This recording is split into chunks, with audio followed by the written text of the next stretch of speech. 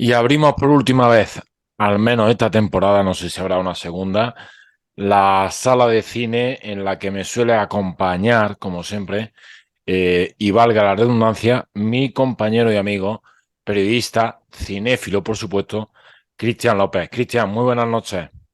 Muy buena, Rafa, ¿qué tal?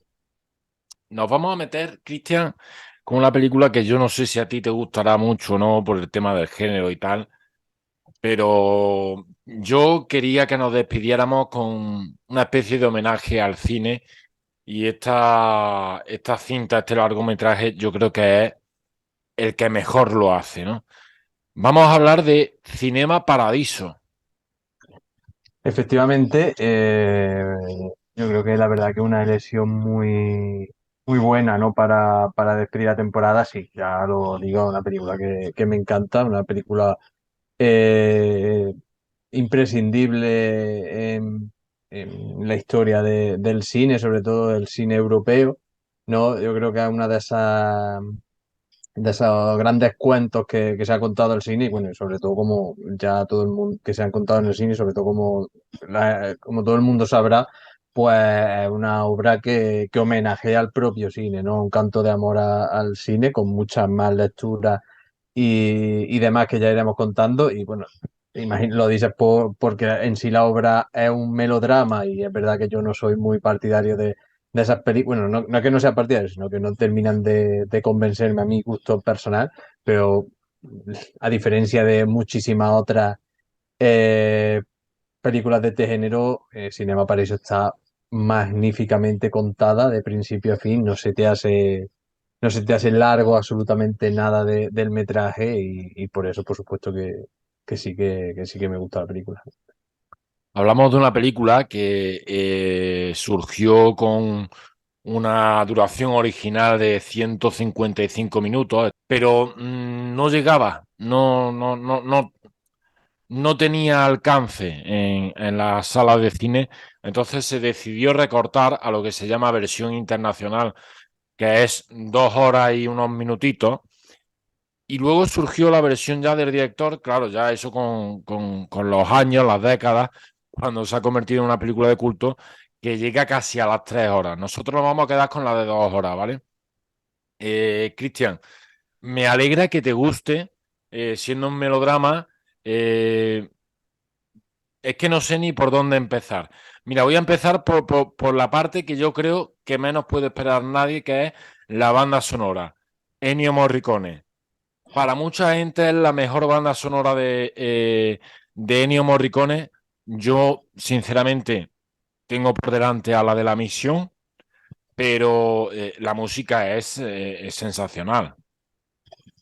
Es complicado, ¿no? Sí, donde poner la música es sensacional, sin ninguna duda. Para mí, yo diría que por lo bien que casa con la historia, incluso lo que permite, ¿no? Y lo que hace grande a este tipo de músicos, ¿no? Dedicados al cine, y de los grandes de la historia del cine, donde también estaría otros como por ejemplo, John Williams, ¿no? Que lo que permite, lo que su música consigue es engrandecer aún más la película, conseguir que una escena que a priori pueda ser banal, ¿no? A mí se convierta en una escena maravillosa que te emocione y que te despierte algo dentro que, que es no sé, que es muy difícil de explicar, ¿no? Que simplemente se puede explicar viéndolo y escuchándolo. Por eso para mí sí que sería, la verdad que Morricone tiene grandísima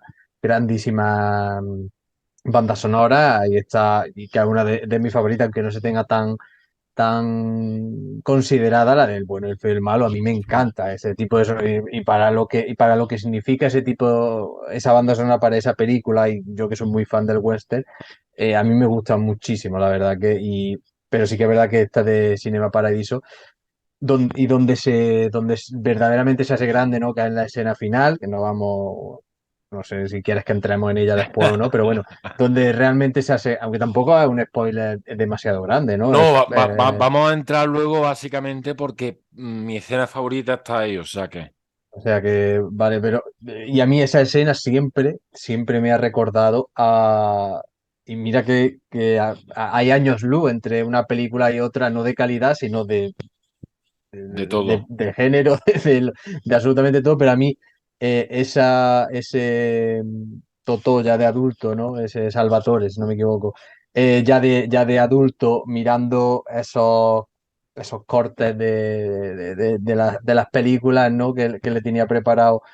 eh, Me recuerda muchísimo, y con la banda sonora sonando de esa forma, me recuerda muchísimo al momento en el que en Jurassic Park bajan del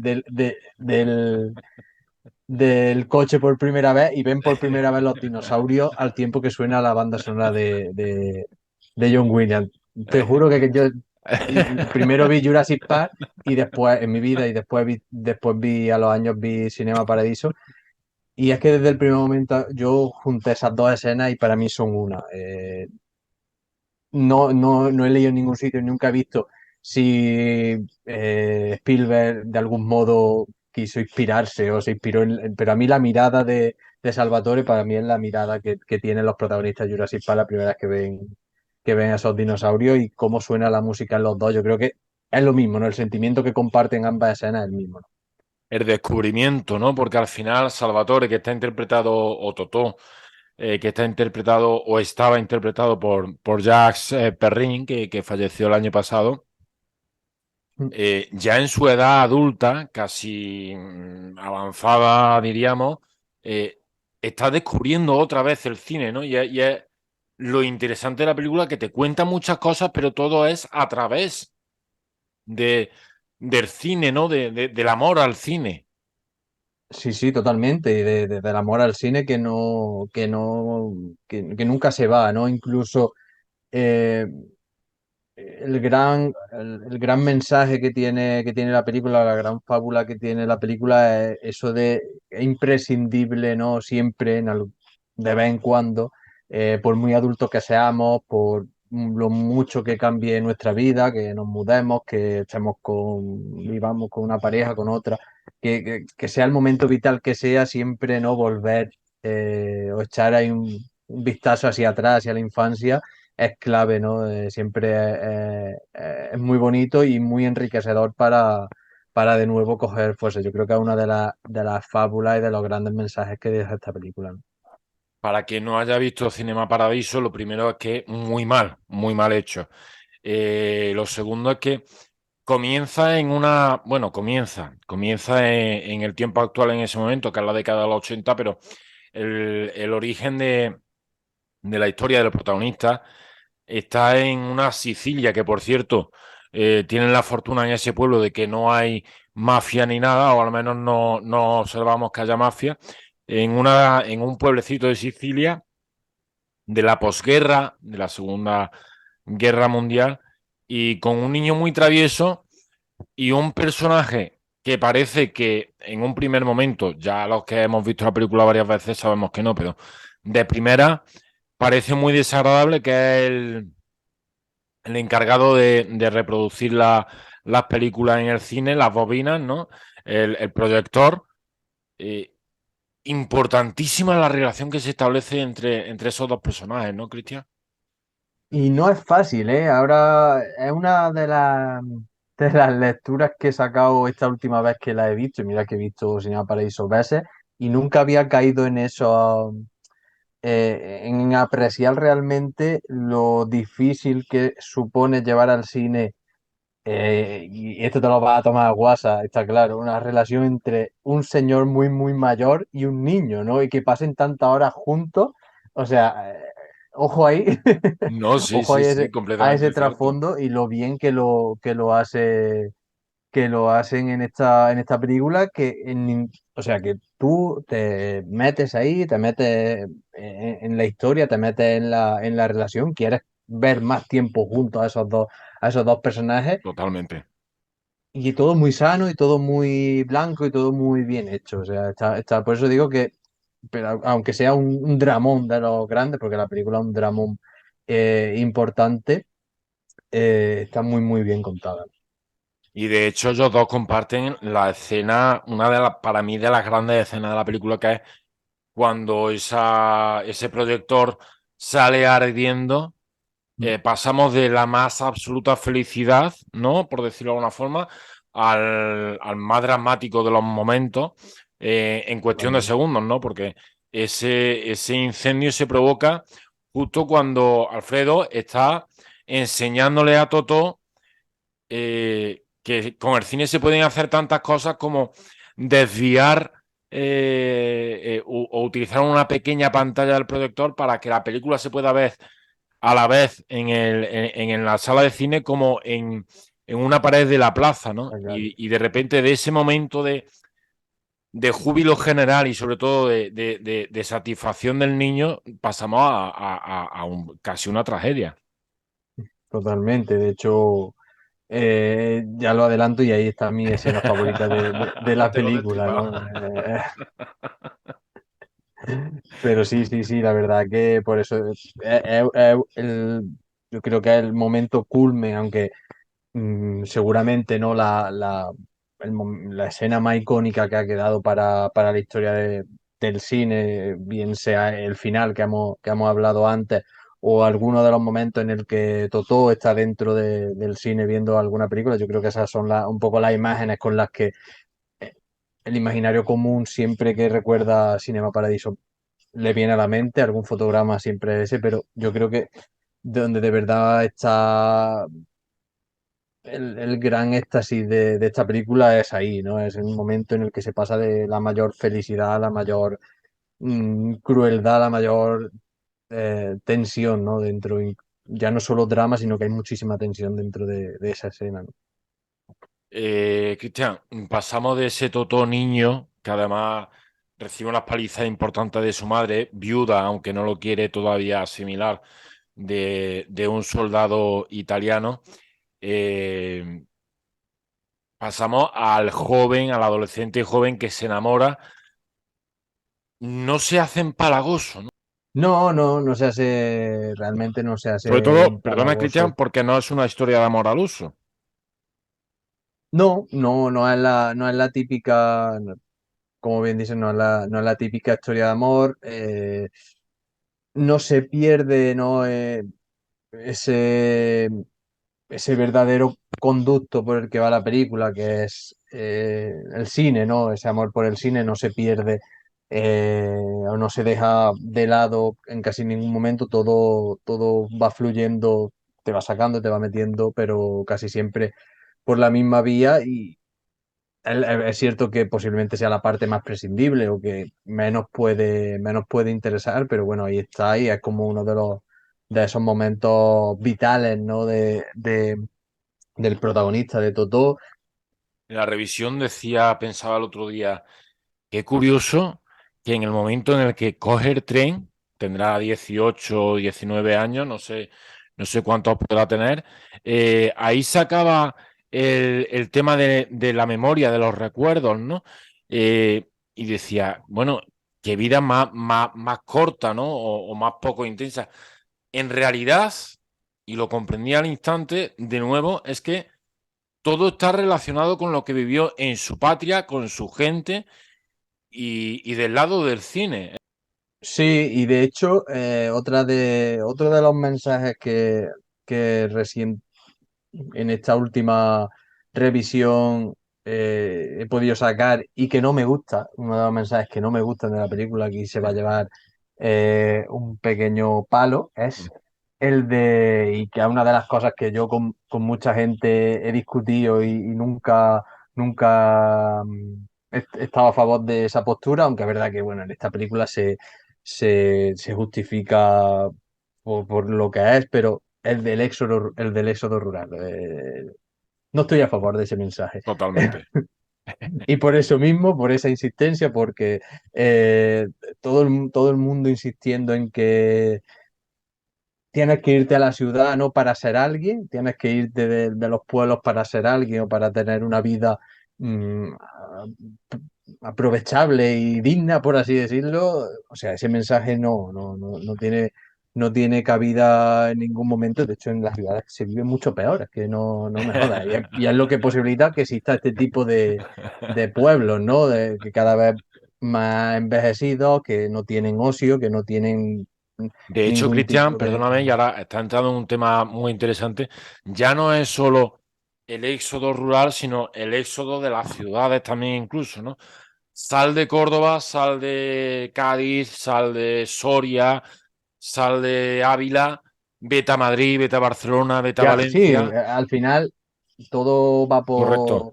todo va por escalones y al que le queda pequeño el pueblo, pues seguro que para irse a la capital hay otra persona que le queda esa capital de provincia más pequeña para irse a la capital del país, y en la capital del país le quedará pequeña para irse al extranjero, a otra capital, a otra urbe aún más grande. Siempre está esa falsa creencia, ¿no? De que todo se tiene que centralizar en un punto de que En una metrópoli, por así decirlo. efectivamente, y todo el mundo piensa, yo lo he discutido con mucha gente, ¿no? Y te lo justifican, y en parte algunos tendrán razón y otros no lo creo, ¿no? Que determinados tipos de trabajo, oficios, pues solo se encuentran en este tipo de sitios, pero claro, solo se encuentran en este tipo de sitios porque todo el mundo se va ahí. Entonces Correcto. es la pescadilla que se muerde la cola, ¿no? Es decir, si la gente no se fuera, ese oficio también estaría en otro sitio, se podría empezar a emprender en otro sitio, pero bueno, la gente El tema, Cristian, prefiere... iba muy enlazado con esto que estás diciendo. Al final, cuando regresa después de 30 años o de más de 30 años, el protagonista, la imagen es desoladora porque lo que se encuentra de frente, por decirlo de alguna forma, es un edificio, el cine, Mm. que sigue en pie, pero está para derribarlo. Sí, sí, por eso digo que al final es un poco la tristeza de esta de lo que ocurre, y es una de las cosas con las que con las que con las que podemos sentirnos identificados, ¿no? Porque este pueblo siciliano se puede asemejar a cualquier pueblo de Castilla-La Mancha o cualquier pueblo de Andalucía más rural. Puede ser el mismo pueblo y te puedes sentir identificado en ese sentido, ¿no? En el que al final llegas, la población cada vez más envejecida, no hay futuro para ese tipo de sitios, y es una verdadera pena, ¿no? El cine cae, lo demuelen, de hecho se ve como es demolido. Eh, puede ser esa una de las escenas más impactantes, Cristian, ahora que estamos en este ámbito, porque de repente es como que lleva ahí ya 1 hora 40 minutos, 1 hora 50 minutos, y de repente todo lo que es el sostén de la película se viene abajo, ¿no? Y sobre todo el sostén también de los que somos amantes del cine es como un pellizco, ¿no? Sí, es un poco es una de las escenas, yo creo que con la que Tornatore pues quería identificar, ¿no? Ese derrumbe, no solo físico del cine, sino emocional del propio protagonista, de que algo dentro de él se ha roto para Sí. siempre, pero yo creo que ya estaba roto de antes, o sea, ya quizás el derrumbarlo sea solo la ejemplificación o llevarlo a la pantalla, hacerlo visual, o hacerle comprender al espectador de aquí hay un punto de inflexión, pero el protagonista ya estaba roto, ¿no? Sobre todo a partir de la noticia que recibe al principio de la película, y es lo que conlleva todo el metraje, ¿no? Hay personajes, y tú lo decías antes, es un melodrama, porque tenemos también momentos cómicos. El de sacerdote quizá puede ser el más cómico, pero el sacerdote también nos lleva, nos conduce sin querer a algo muy importante también, ¿no? Que es la censura. Hay un momento en la película, Cristian, que es que por un simple beso en los labios entre dos protagonistas de una película, el cine se viene abajo aplaudiendo.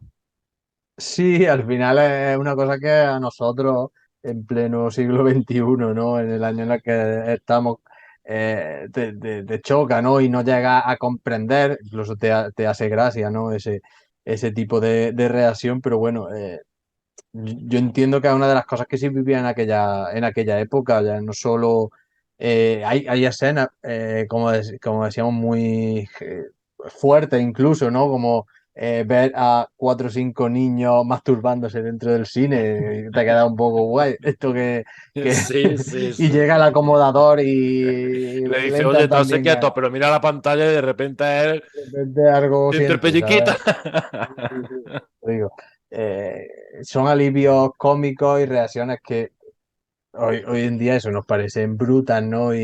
Pero yo creo que era un poco la mentalidad de la época y más aún en un pueblo, ¿no? En un pueblo tan pequeño, la censura tan grande que ya no era, en este caso ya no era ni censura legal de que Sí, era la... censura en el pueblo porque el cine lo llevaba a la parroquia, creo que era. Exactamente, que no era censura legal como podría ocurrir con determinadas películas aquí en España, ¿no? Durante la dictadura de Franco, que tenían que pasar filtros para salir, ¿no? Berlanga y toda esta gente, sino que era una censura moral pura y dura de que el cura era el que decidía que un beso era pornografía, que lo dice durante la película. Yo no estoy dispuesto a dejar que en este cine se vea porno, porque los dos protagonistas se dan un beso, ¿no? Es tremendo. Tu escena favorita que ya la sabemos, pero cuéntanos un poquito. Pues como he dicho antes, ¿no? Mi escena favorita es ese momento justo que antecede al mayor de los dramas, ¿no? Yo me voy a quedar con el momento en el que se ve, como decía, el personaje de...